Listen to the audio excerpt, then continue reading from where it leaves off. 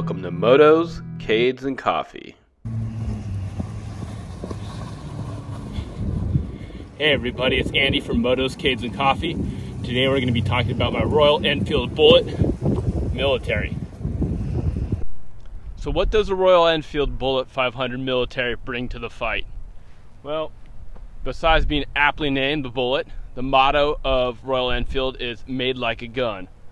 And this is my second bullet. We're going to get into the specs about it and what it is and how it looks and just some of the things about it. So let's take a look. 2014 Royal Enfield Bullet 500 military. It's again 500 cc's. I think it's about like 27 horsepower. Military's olive green. This has a couple modifications to it, mainly the painting of the tank. Get rid of the Royal Enfield. This was owned by a former Marine, Semper Fi.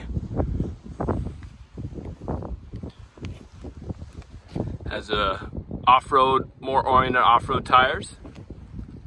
And they're taller than normal, so it's a little smoother than normal, but the speed's off and actually she'll get up and move. Fuel injected, starts right up.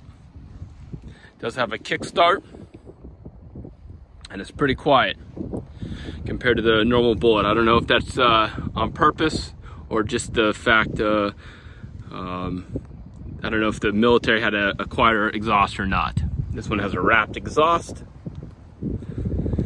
Fuel injected, that is the air box right there, and that is just a toolkit in there. They're just ammo cans for the panniers. She'll get up and scoot. That's a Bitwell seat. Very comfortable, springs. And as you see, 2-passenger with foot pegs. Has knee guards, tank guard that you can strap stuff on there. And 12,000 miles on the clock.